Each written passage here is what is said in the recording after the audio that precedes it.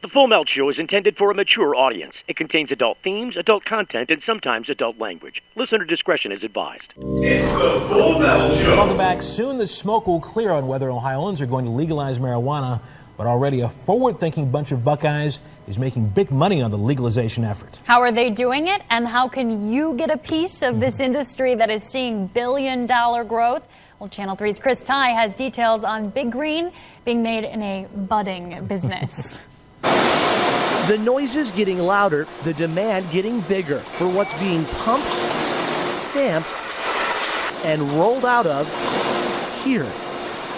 Tucked between the munchie machines that make bags for chocolate-covered pretzels and kettle corn is this run of silver packaging. It's become a gold mine for a man named Fortune. I came from software and thought that the tech boom was big, but this is way faster. The story of how Garrett Fortune of Rocky River bagged the software industry for the uncharted waters of marijuana packaging starts as far away from this Columbus plant as you can get. Somalia, 1992. He was special forces and saw his share of friends killed in combat. Tragic losses that gave way to, frankly, the smell. One of the things I always wanted to do is come up with an odorless technology for a body bag so it didn't give up a soldier's position when something happened, a tragedy. A rotting body doesn't smell so great. His first invention, Odor No, sealable, practically smell-proof packaging to contain foul smells, used from nurseries to nursing homes. Little did he know these little green bags were used as distribution packets for little green growers. And found out that they were utilizing it for harvesting. When Garrett's brother developed esophageal cancer, marijuana helped him sleep and helped Garrett think more about the bubbling medical and recreational marijuana industry. While different states have different rules for how it's grown and sold, every state has one common rule: child-resistant packaging. Whether you're selling a brownie's worth or a baggie's worth, every state law says the product must be in packaging that keeps kids out. And that is where Garrett found his in. When you leave that dispensary in Colorado, it needs to be in child-resistant packaging, and that's required by law, whether it's medical or recreational. So we launched Funk Sack. Those silver bags from earlier, Funk Sack bags. They end up on the market looking like this. The idea with this patented technology is you can't just pull it and open it. You have to push down and then pull it across. The idea here is it's tricky enough to keep kids out, but not too tricky for the elderly with arthritis to not be able to get in. And by the way, they can't make these things fast enough. Last year, Funk Sack pumped out 450,000 bags. This year, on track for 3 million. Next year, they're forecasting 8 million. Depending on how many states legalize and how many more foreign countries come calling. These aren't little mom-and-pop shops. These are big, scalable, multi-billion-dollar companies that are getting involved. Ohioans can't sell marijuana, but Garrett proves Ohioans can profit from it. Now we're skating to where the puck's going to be rather than where it is. This is going to be federally legal someday. A growth industry, perhaps rivaled only by the post-prohibition boom of the 1920s. 100 years later, and Fortune says the time to get your ducks in a row is now. Entrepreneurship takes you in a lot of different directions, and you just got to be nimble and adjust accordingly. And this industry is too much of an opportunity to pass up. Now, the conventional wisdom is that down the road, big pharmaceutical companies and big alcohol companies will be the big players in this sector. There's a lot of money to be made from real estate to legal to security. Right now, mutual funds, Russ and Sarah, are already out specializing in the marijuana boom nationally. And by the way, they say Ohio's going to be a bellwether state. If we pass it, it's likely a gateway for the rest of the country to greenlight it. Wow. Good timing, good idea. Yeah, and some good money to be made. Fascinating. Thanks, Chris. Are you high? What are you talking about? This is the Full Melt. Give me a break. The Full Melt Show. A marijuana discussion about news, culture, politics, and lifestyle. FullMelt.com. Toll free. 844-420-TALK. 844-420-TALK.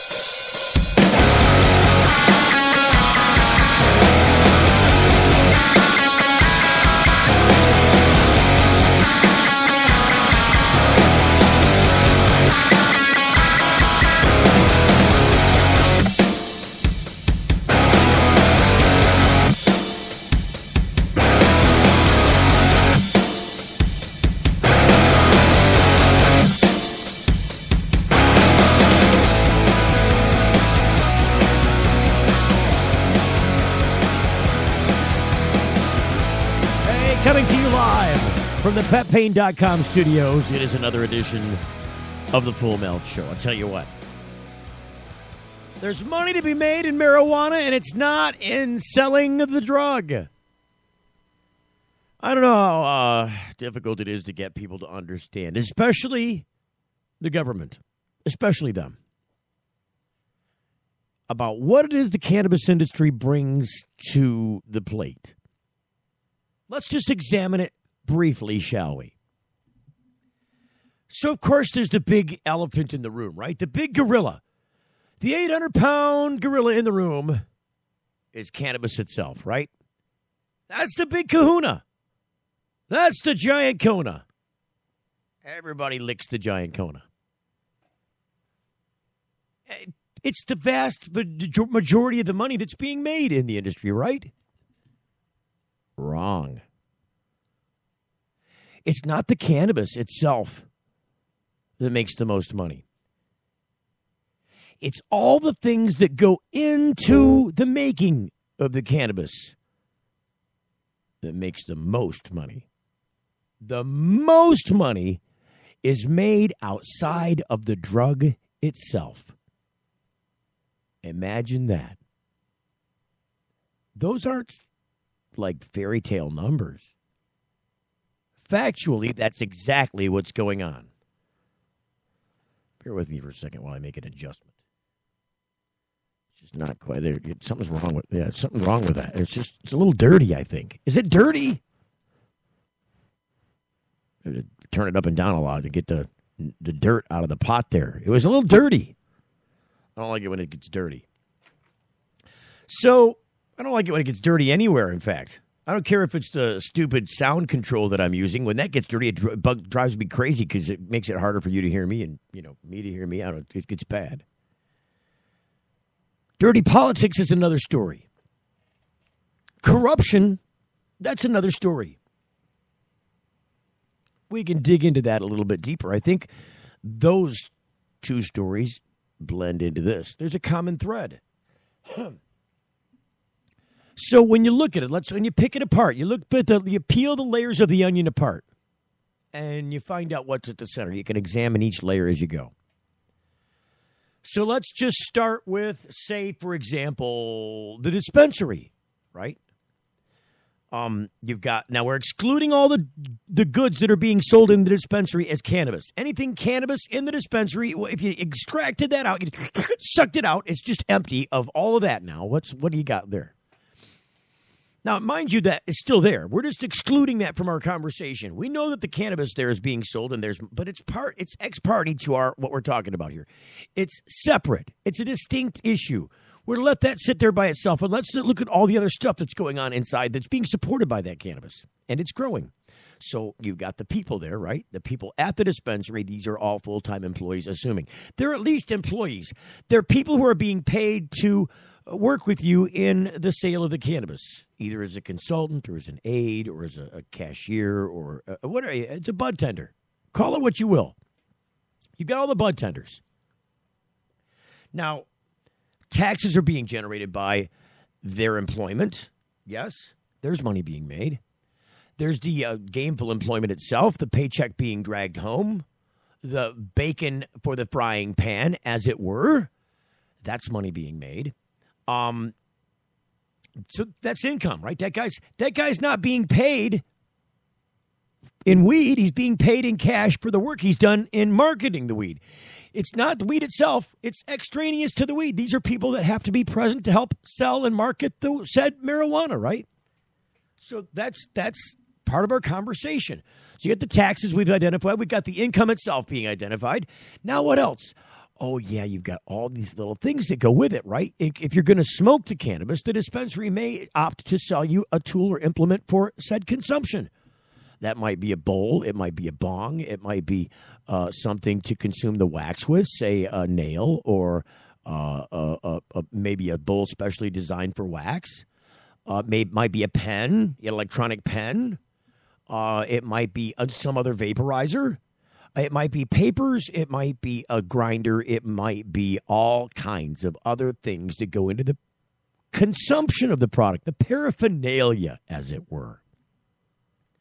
So that's all money being made that wasn't being made before, except in little head shops for the underground market, right? Oh, don't catch me with my bong. You're going to bust me. It's a misdemeanor.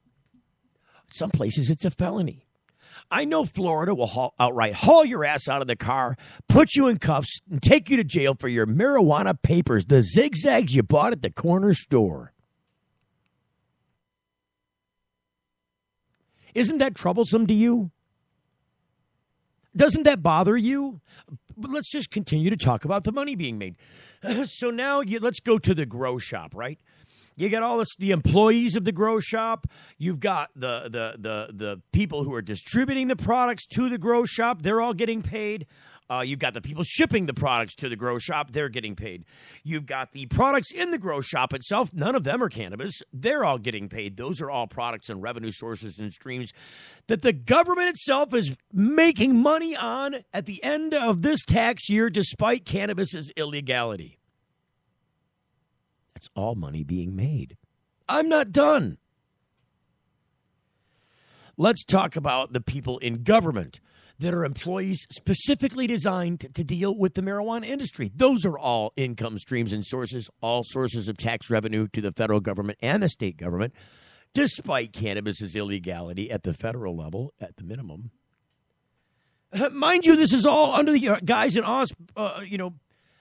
that the government could go in at the end of the year and say, you know what, because cannabis is illegal, we're going to, at the IRS, going to put forth the ideal that this is federally illegal and that we're going to tax you at 90% of your whatever you did profit. And chances are you're not going to profit anyways because we're not going to let you take any standard business deductions on this business. You can't deduct your heat. You can't deduct your utilities. You can't deduct your payroll. You can't deduct your taxes or insurance. No deductions. So I'm still not done, but the break's not going to let me go on anymore about this. There's money to be made in all the industries that make all this paraphernalia, and they're coming online daily as we speak, much like this company that was making the bags in Ohio to sell in Colorado. Money being made, but cannabis is not legal in Ohio. We got lots more to talk about coming up. You're getting the full melt. Got something to hide? Canalock offers discreet and effective storage solutions that destroy odor, so nobody knows. Canalock is a patented charcoal-activated bag that discreetly stores your marijuana. Canalock is made from the same material as military chemical warfare suits. Get yours at canalock.com.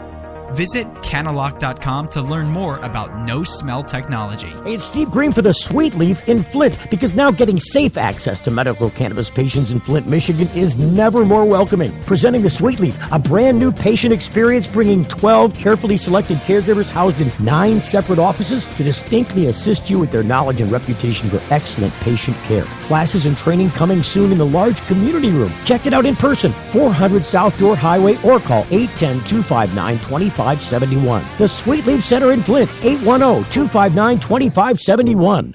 Introducing Sacred Elements, a place for natural and alternative healing for the mind, body, and soul. Sacred Elements. It's one place, all solutions. Registered, licensed, certified, ordained. Sacred Elements. Massage, hypnosis, Reiki. Sacred Elements. Raindrop, aroma and color therapy, body detox, ministry, life coaching, weight and nutrition counseling. Sacred Elements. Next to the Sweet Leaf, 400 South Door Highway, Flint. 11 to 7 daily, closed Sunday. Call 810-259-2570. Young students are our future. They're eager to learn, eager to succeed, eager to make the world a better place.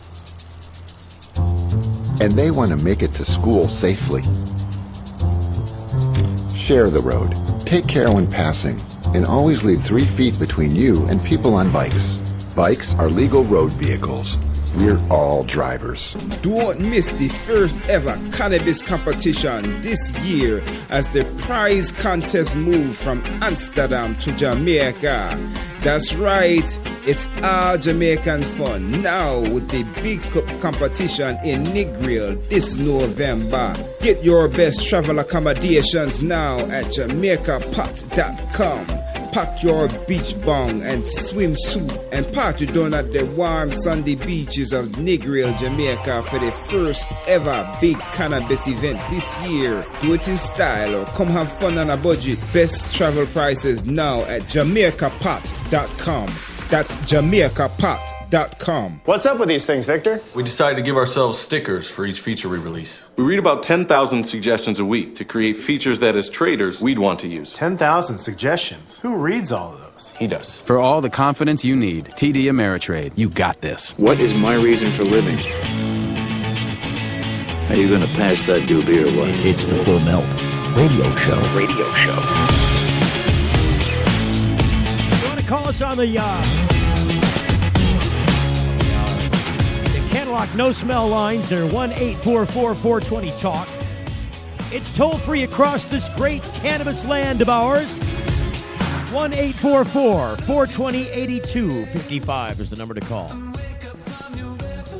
So, I've established this idea, this theory, this position that likely the government is a little corrupt here. How could it be corrupt? Well, there's the whole prohibition of cannabis itself, right? I mean, I think that all by itself shows the corruption in government because cannabis has never killed a single person in the history of the human race. By itself, it just hasn't happened. You really can't OD on cannabis. It's not going to happen. It doesn't affect your central nervous system. It doesn't depress breathing or heart rate. It doesn't go to that vein in your nervous system at all. It affects different things in different ways. It's a 3-chain molecule, THC. It's not alcohol. Alcohol is just a single-chain molecule. It's really predictable in humans. I'll tell you what, we didn't do a show yesterday. I'll tell you why we didn't do a show yesterday. And I'm not sure if alcohol was a part of this or not, but it seems like it may have been. I'm speculating purely in the alcohol realm here, but I don't know what would cause a late 40s man riding a motorcycle with no helmet in Michigan. And mind you, you're not required to have a helmet in Michigan. You're just not. They wipe that. I have to have my seatbelt on. I have to have a vehicle that has airbags in it, according to the National Highway Traffic Safety Administration. But I don't have to have a helmet in my, no barrier between me and the ground at 70 miles an hour motorcycle. Don't have to have a helmet. What is it, the theory that you're going to get splatted against the ground on a motorcycle anyways if you tip the thing over at high speed or if you happen to have a collision? That you're probably going to die anyways, so why have the helmet? Just insure your death with the helmet. How about we just insure the fact that you might live anyways? I mean, don't get me on my helmet thing. Look, I'm a cyclist. I love to cycle. I don't do it anymore. I think it's too dangerous. So there's this 46, 48-year-old man. I think he's 48. As memory serves, he's 48 years old. He's driving along the what do you call it? The service drive to the expressway, which is right out in front of the community in which I live. Now, this guy's got a passenger on the back. It's a female passenger. She's 44. Also, no helmet. Bad idea. Bad idea.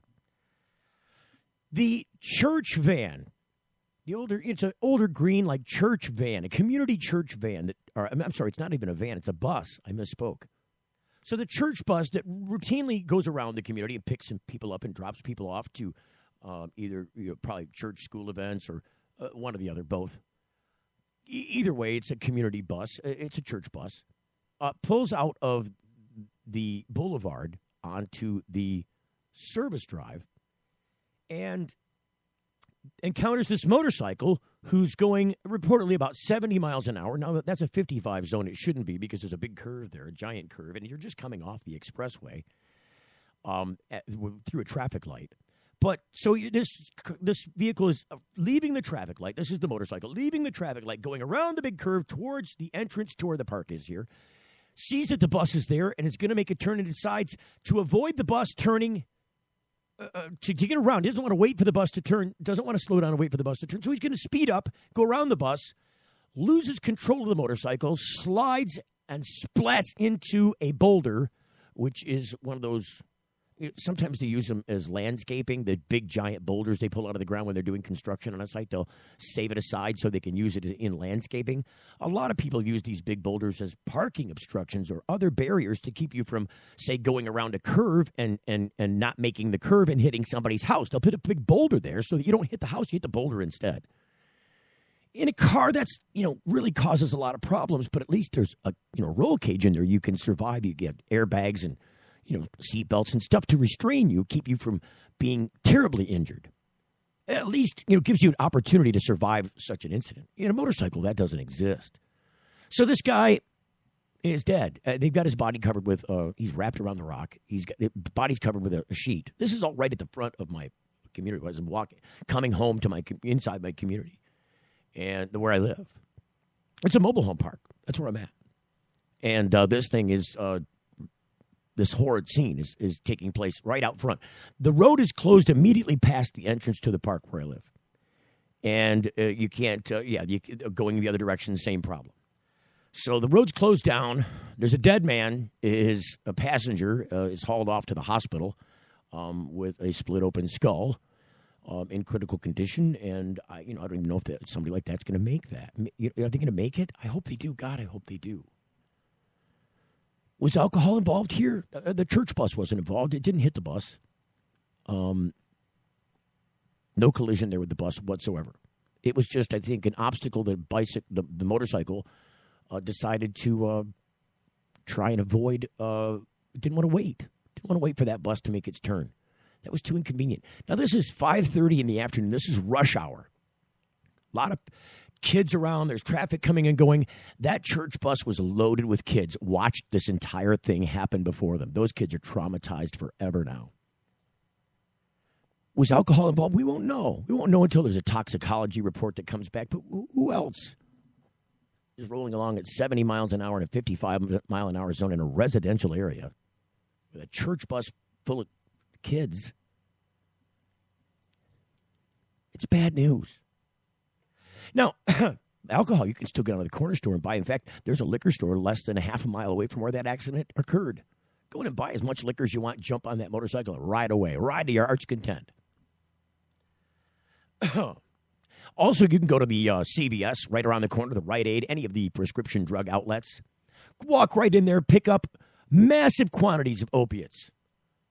Go out to your car, put them in your go take some of those pills, go off motoring around in your car with all that stuff laying right there. Get pulled over by the police as long as you don't look like you're impaired. And as long as the prescriptions that are sitting next to you were prescribed to you by a doctor and, you are the person on the label. Be careful now. Here's a warning. Don't, be careful not to cross the line. And we'll see you later. You got a little bit of weed on you. Watch the F out. Get out of the car with your hands above your head. Let me see your hands. I mean, they've got guns drawn because you got a little weed on the passenger seat. Don't don't reach for that weed. I know you're going to hurt me with that weed. It's awful. So I've taken this position that there's corruption in government. It's not just a little bit. It's not just something significant. It's not just notable.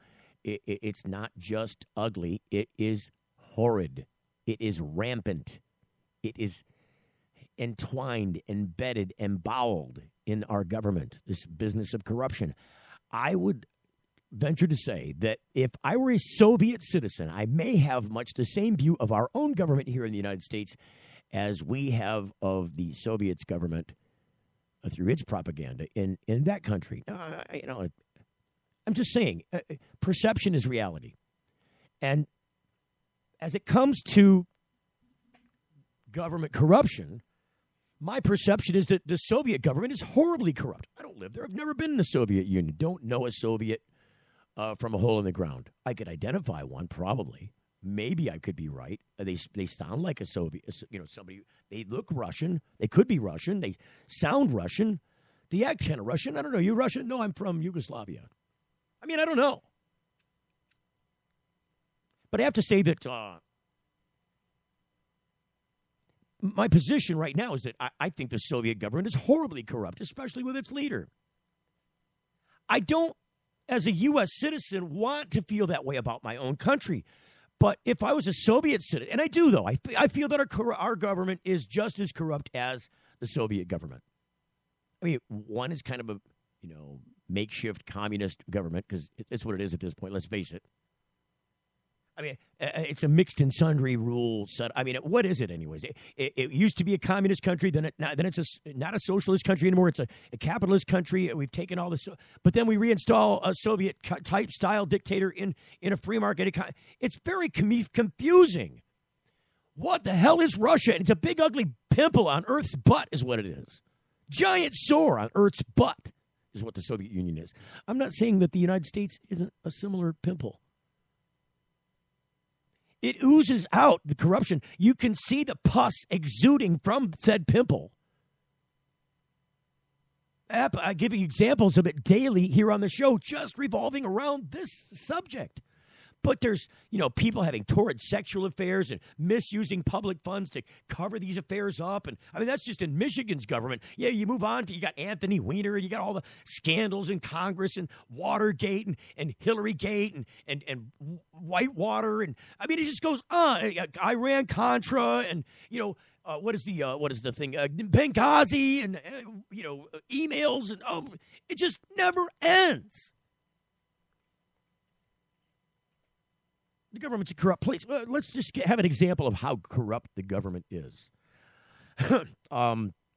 You would think that IRS agents are, bean counters, right? They're just guys that, count the cash and try and figure out who it's coming from and did they turn in the right amount for what they're supposed to pay. And then if they did or they didn't, then they got to act accordingly and send them notices and get them to come and pay and set up payment plans. And this is what you think about when you talk about the IRS, aside from the fact that, you write them at the end of the year to get some of your money back. Can I have a little bit back? Can I just have a tiny slice back, please? A little bit?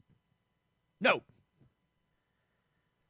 So says InfoWars at Infowars.com that a Seattle IRS agent is facing federal charges after soliciting a bribe from a marijuana dispensary owner. What?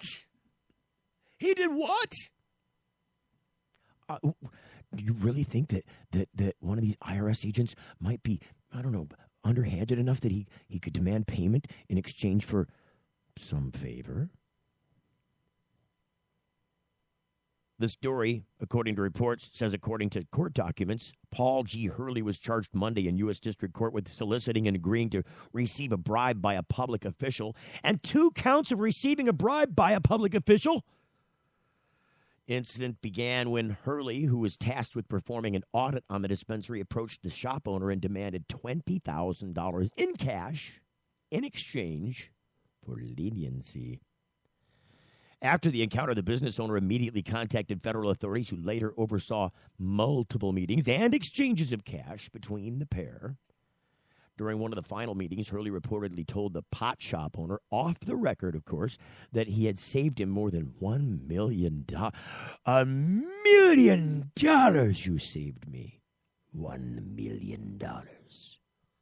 Despite no tax deductions existing for marijuana dispensaries. Remember, I told you the IRS pulls out that 10-10 rule. What the hell is it? I can't remember that. It's the 10E rule, I think it is. I don't know. I seriously can't remember it. I know what the rule means, though. I don't remember the name of the rule, but I remember the rule's meaning. The rule's meaning is you don't get any business deductions. Saved me $1 million. During a meeting at Starbucks, which was video and audio recorded by federal agents, does this sound much like, John Gotti? Hurley was attempted to reassure the business owner that he would not be caught for supplying him cash. You're not in trouble. I brought this up to you, Hurley allegedly said. I'm the one that's going to get in trouble. Following the meeting, special agents apprehended Hurley and were able to recover $15,000 that was originally provided to the business owner by investigators. If convicted, Hurley could face up to 15 years in prison and receive a $250,000 fine. I mean, I don't know. Is it okay? No, it's not okay. You can't go in there and ask the business shop owner, Mr. IRS agent, for cash in exchange for just be easy with us, will you? Here, I'll give you some cash. Don't ask any questions. Nobody's looking. Take the money. Be easy on us at tax time. $1 million. I mean, that's a lot of dough he got saved by bribing a tax agent. Now, how, tell me, pray tell, is this different from Mexico, where we hear about this in various and sundry forms all the day long? 24/7, 365, you can go bribe any Mexican official. Everybody's got their price. You won't find that people stand on their principles here. They'll still have a, $50,000 salary as an agent of the government, $60,000, whatever they're making. Maybe $80,000, $100,000. How much does a federal agent make these days, for crying out loud? Sheesh.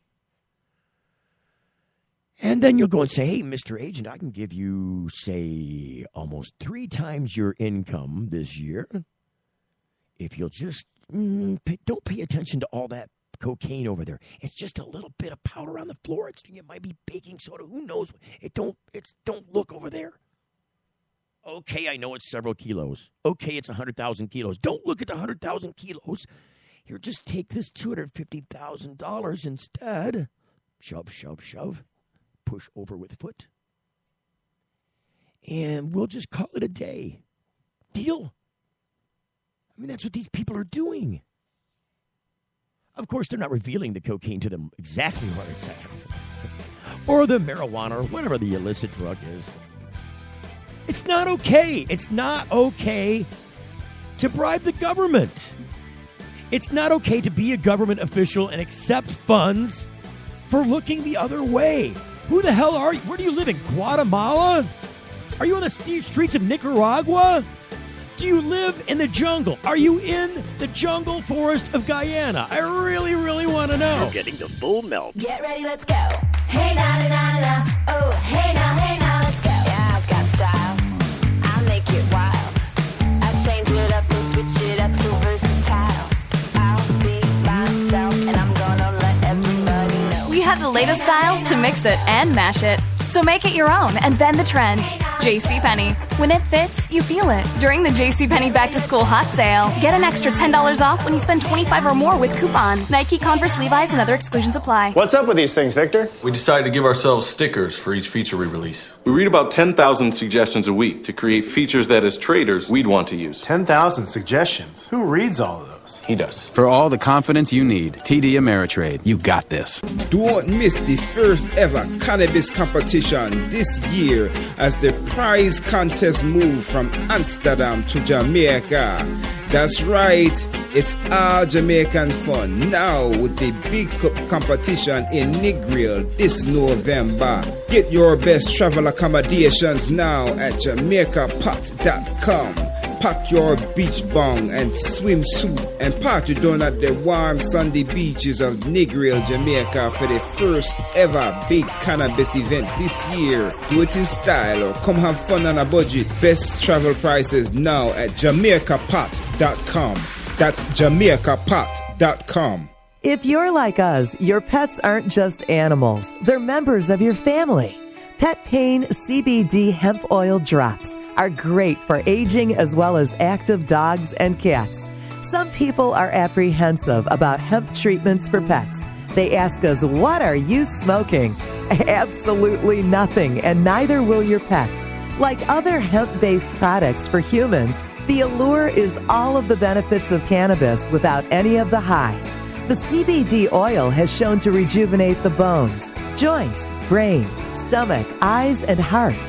And the drops contain absolutely no corn, wheat, soy, artificial colors and flavors, or preservatives. Pick some up today. Visit PetPain.com or ask for Pet Pain at your local pet store. PetPain.com. CBD relief for your pet. We asked people to tell us something that happened in their past and something that might happen in their future. The good things were put on yellow magnets and the bad ones on blue. The results show the past was a pretty even mix of good and bad, yet the future was almost all good things. Now that you've seen the results of this experiment, what does it mean to you? We all want to think about positive stuff. Realistically, there will be down times. It's great to think optimistically, but let's plan for whatever the future might bring. Prudential, bring your challenges. It's the Full Melt Radio Show. You know, you catch the Full Melt Radio Show Monday through Friday from 7 until 8 p.m. Eastern Standard Time. That's the deal. We talk about cannabis news, information, and welfare. No, it's all things pot. Let's talk about it like that way. Hemp, medical marijuana. You call it what you want. That's what we're doing. It's really also easy to find us on iTunes. You can download a copy of the show every single day, whether you can listen live or not. Just go to thefullmelt.com, find the iTunes link there at the top of the page. Click and subscribe. Really simple to do. There's always bad news in the pot industry. Like this. Let's just see what they got to say. It's coming. Good evening. We're here outside an alleged pot dispensary. This block here, a two-block area along Compton Boulevard, is shut down right now as the investigators work. Around 7 o'clock, shortly before 7 o'clock, deputies were called here after a report of a body found. And when responding deputies arrived at this unmarked green exterior of an alleged Compton marijuana dispensary in the 4800 block of Compton Boulevard, they found 2 men dead inside the building. LA County Sheriff's homicide detectives gathered evidence surrounding the bodies inside and conducted interviews trying to determine the circumstances surrounding the now double homicide investigation. Again, 2 blocks here at Williams Avenue in Compton at Gibson remain taped off as neighbors gather to look on and investigators work the scene. Several neighbors say they heard shots. 16 hours. Joining us now is Tanaya. You heard shots, some people say, in the area. When and what did you hear happen? So what they said that happened was that around 2:30 in the morning, they had a shootout right here around this area where this stands, and they said that the next shootout was in the afternoon around 3, 4 in the afternoon. So they really thought that it was around that time. So they thought that they were getting Okay, you know the people who operate this alleged pot shop. What do you know about this? Well, I know that for sure they have a permit. You know, they're not doing anything illegal. They do it for, you know, whatever. And so I was really close to them, you know. I have friends with Jay and the other people. So when I heard about this, I really thought it was sad. Okay, Tania, thank you so much for your help and your information. We want to hear an official word as to what happened. Joining us now is Lieutenant Steve Yock with the LA County Sheriff's Department. Lieutenant, we understand from some people out here also, we're hearing that this may be rapper Chief Keef's dispensary, part of the Glow gang. Yeah, that's some early reports that we've heard here from some folks on scene. We're just getting started on our investigation, so we're going to have to verify who owns the business and certainly what their nexus is to the men that we found inside earlier tonight. Do you know who the bodies are of whom? We understand 2 adult black males. We have some people over here wondering if that's their loved ones. Do you know the names yet? No, right now all we know is 2 male black adults were found inside. Apparent gunshot victims. They were pronounced dead at the scene, but as far as their identity goes, it's just too early to tell. And what makes you think it's a pot shop? There's indications inside that it's some type of marijuana dispensary, but again, what the nexus is to the business and the folks that we found inside, we just don't know yet. Don't know if they were workers, customers? We're just getting started on our investigation. That's something we're going to have to vet out. Thank you so much, Lieutenant. We appreciate your time and your information. Reporting live from Compton. Anyone with information is asked to call the LA County Sheriff's Department. Back to you guys. You know, so here's the thing that I have about this. First off, this guy says, all we know, this is the lead detective on the double homicide case in Compton, California. Hall of Famer and former... Sorry about that. So this is the lead detective, and here's what he's got to say. Well, there are indications inside that this is some type of medical marijuana dispensary or some kind of marijuana dispensary. What? Wait a minute. So Are there more than one kind of marijuana dispensary? I'm just kind of questioning that in my head. See, it really drives me insane when the culture of the say no people, the culture of the law enforcement people, the culture of, traditional prosecutors and judges, the culture of the general Republican Party in spirit, the hawkish people, so to speak. Nothing wrong with the hawks. I like the hawks. Tie a little hood on his head, little blinders on there, and he makes a good pet. Go off and get you some other meat. So, these guys all want to pepper their conversation, sprinkle it throughout, using these negative terms, or leading people to believe through some interjection of adjective that something is bad, shading things dark, shading them unsavory. It's some kind of medical marijuana or some kind of marijuana dispensary. Wait a minute. So if it was a normal kind of marijuana dispensary where there's marijuana inside and people go inside there and get some marijuana, how is that distinctive from another type of marijuana dispensary? I mean, is there one where, say, the marijuana pops out of a cake and you get to be surprised by the marijuana and be happy, therefore, great returning customer? Maybe the marijuana is teased upon you. It's around the corner. I mean, what kind of other marijuana dispensary is there? I really want to know. The answer is there isn't another kind, another type, another version, another offshoot, another sequel to a dispensary. All dispensaries essentially do the same thing the same way. You go in there, there's marijuana there, you give the person money for the marijuana, and then, believe it or not, they give you the marijuana. I mean, I don't know of any other way that a dispensary might work. It's some kind of dispensary. Doesn't that impart to anybody that has never had anything to do with marijuana, doesn't know anything about a pot shop, doesn't it indicate to them from an authority figure that there must be variant types of marijuana shops? Maybe ones that you can go in and get the marijuana directly injected into you. Maybe ones that you go in and then they extract the marijuana from you. Please don't send me there. Maybe ones that the marijuana is gifted to you. I'd really like to go there. I mean, I don't know what other kind of dispensary or variants of this model exists. I beg the question. It's such a dismaying thing to think about because it's not just that. I mean, the word marijuana itself is a pejorative term. Marijuana. Oh, don't let this is a Donald Trumpism, isn't it? This is old school Donald Trump back in the 1800s, early 1900s. Oh, those dirty Mexicans. Those horrible Latino people. They're bringing nothing but crime over here. You know they're going to take their cultured pot.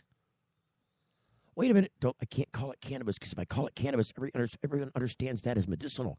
My doctor gives my kid cannabis for all kinds of stuff when there's cannabis in everything. We don't want to call it cannabis. Cannabis sounds good.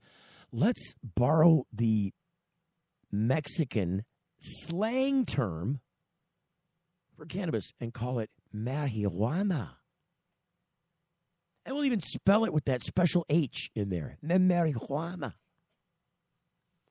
Oh, those dirty Mexican people, they're going to come across the border and they're going to get your white wives pregnant they're going to get them high and then they're going to swoop them up and get them pregnant when you're not looking. While you're off at work or off on the tractor making the hay at the farm, while you're milking the cows or you're delivering it to some customer across the way, they're going to get your women. You're going to have zebra babies.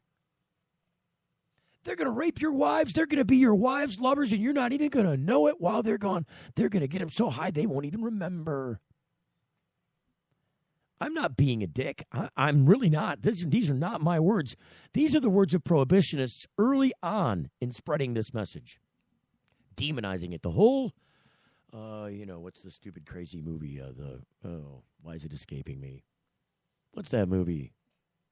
The wacky marijuana movie, the prohibitionist movie. Oh, why can't I think of the movie? You know what I'm talking about. The guy's playing the piano, and he's whacked out, and they're laughing incessantly. It's almost a silent film, but it's just barely when they started talkies. Reefer Madness. Oh, yeah, that's what it's called. Reefer Madness. It's the devil's lettuce. It's horrible. Don't ever get near the devil's lettuce. You know what? Congress has got to outlaw this. We've got to take a stand. We've got to make sure that nobody falls subject to the evils of the slippery slope of cannabis. Oh, wait a minute. I mean, marijuana. Don't call it cannabis. Everybody knows what cannabis is. And everybody loves cannabis. Call it marijuana. I mean, that's what they did. It's exactly what they did. It's no different today. They're picking on the same crowds, people of color. Every single day in this country, people of color go to jail, are arrested, stopped and frisked over marijuana, where it just didn't happen to the white guy. It's okay. It's all right. The white guy doesn't have to. I'll tell you what.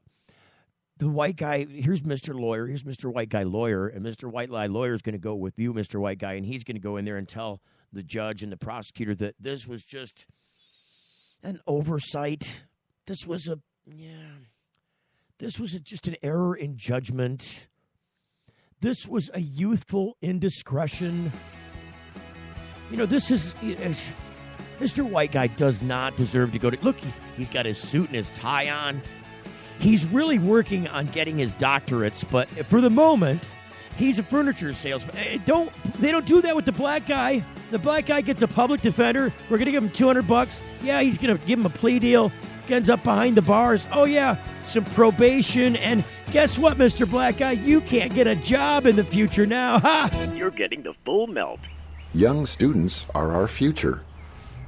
They're eager to learn, eager to succeed, eager to make the world a better place. And they want to make it to school safely. Share the road, take care when passing, and always leave 3 feet between you and people on bikes. Bikes are legal road vehicles. We're all drivers. Imagine a world where patients can use marijuana like any other medicine.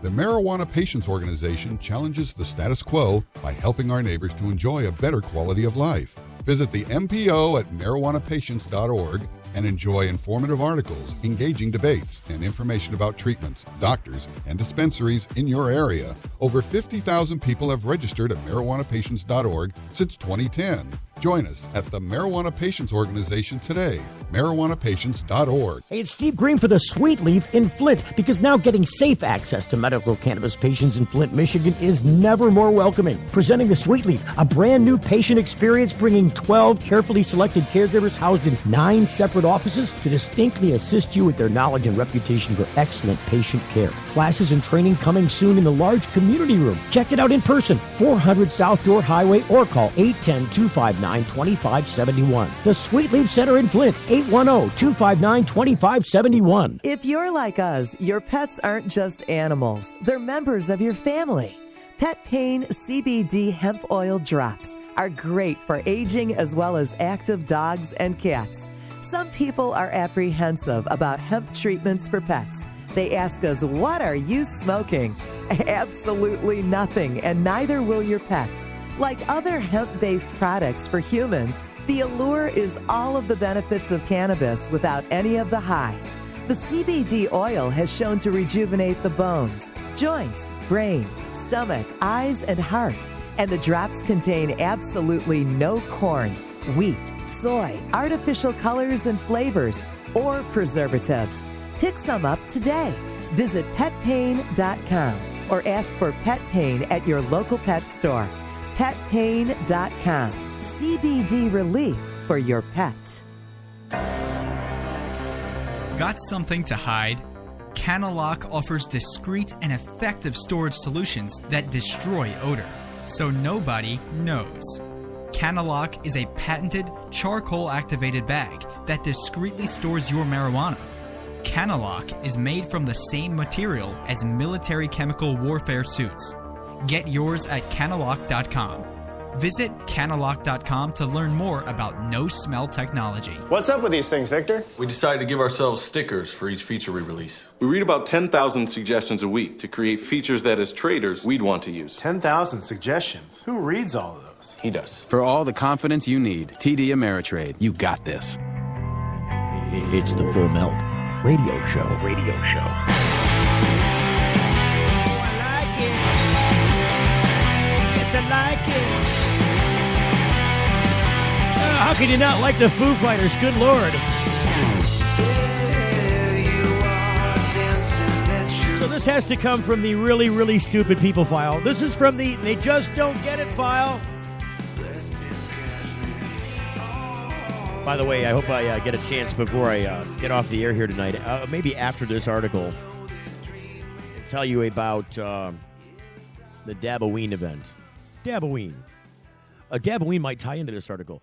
Charges 8 pounds of marijuana, 100 pounds of dabs. Wait, 100 pounds of dabs?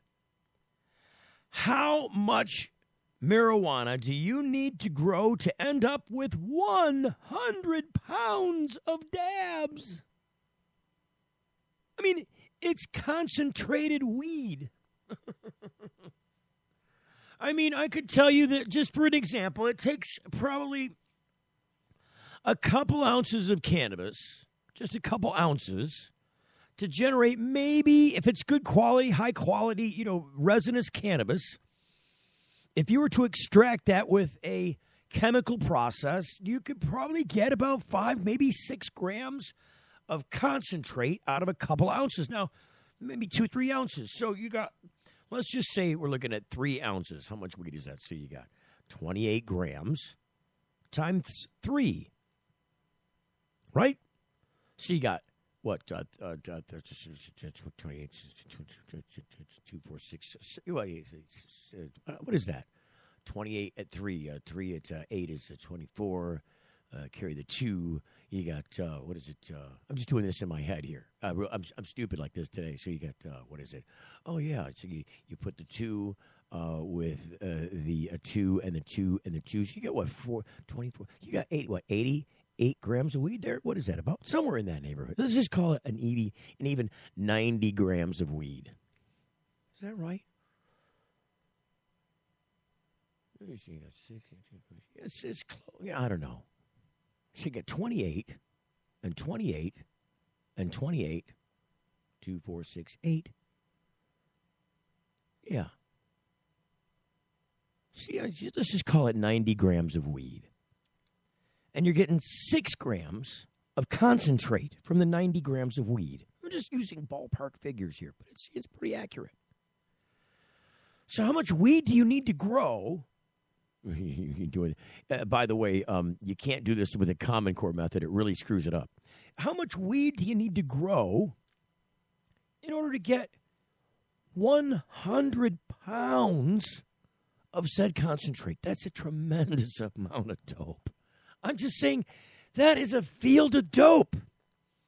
Now, get this, because this just mystifies.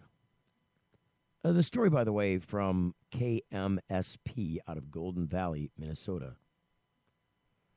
This from Fox 9 News.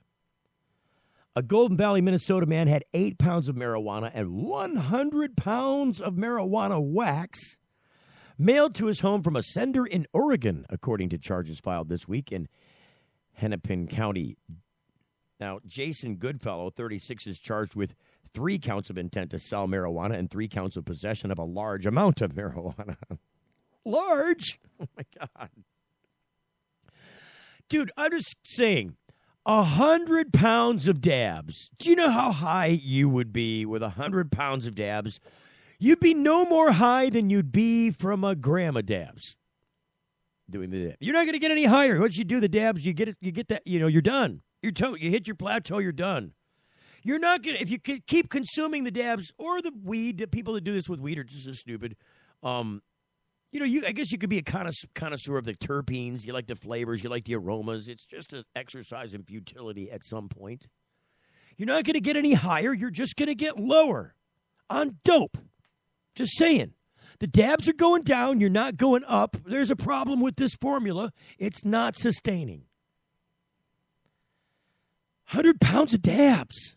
I mean, I think you could get this entire state high every day, all year long, excluding those 18 and under, of course, for an entire year. 100 pounds of dab. Are you kidding me?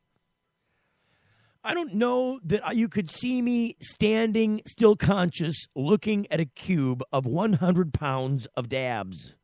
I mean, what did this come in, a drum? Did you need a forklift?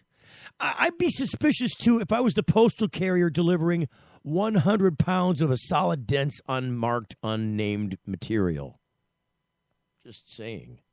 It doesn't take a rocket scientist. According to the criminal complaint, a U.S. postal inspector intercepted a package addressed to J.R. Hetrick on September 18th. This package containing 4 pounds of marijuana and approximately 100 grams. Okay, now wait a minute. 100 grams is different. See, now I know why my head's exploding, because this is an error in the Fox News report. Hey, guys at KMSP, it's a lot easier and a lot more economical and probably much more feasible to send 100 grams of marijuana wax, or said dabs, than it is 100 pounds of dabs. The headline says 100 pounds of dabs. The article says 100 grams of dabs. There's something fishy in this package, I tell you. Fox9.com. 100 grams. Oh, that's the typo of the year. I did say this was from the They Just Don't Get It file, right? Including the news reporter. They just don't get it. The package contained 4 pounds of marijuana and approximately 100 grams of marijuana wax, intercepted on September 21st. And a review of the postal records show that packages were regularly sent to J.R. Hetrick at the same Golden Valley address from a sender in Oregon. Officers with the task force planned to conduct a controlled delivery of the package, but no one was home. A receipt questioning post office pickup was left at the door, and detectives watched this person return home and immediately leave for the post office to claim the packages. Now, he entered the post office in Golden Valley and requested the packages being held for J.R. Hetrick. He was arrested after leaving the post office with the packages, which contained 8 pounds of marijuana packaged into 1 pound bricks, as well as 100 grams of marijuana wax. So, don't be sending weed in the mail. I mean, do we really have to have this conversation? Do I have to ground you? Are we going to have to, keep your allowance this month and maybe a couple more months? You're never going to get to college this way, are you? Don't be sending the weed in the mail. Come on. I mean, that's like, don't do 101. First thing you don't do is put the weed in the mail. The second thing, maybe the first thing you don't do is go to the policeman and give policeman weed.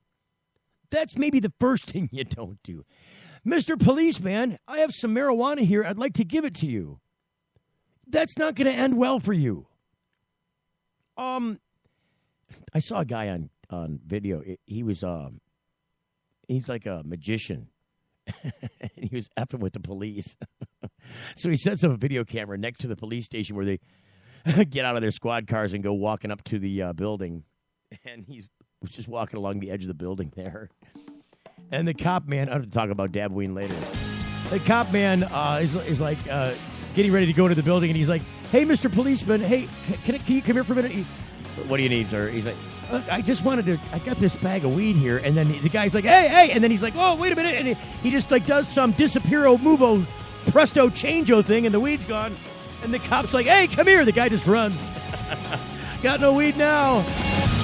The Full Melt Show is a production of TFM Media.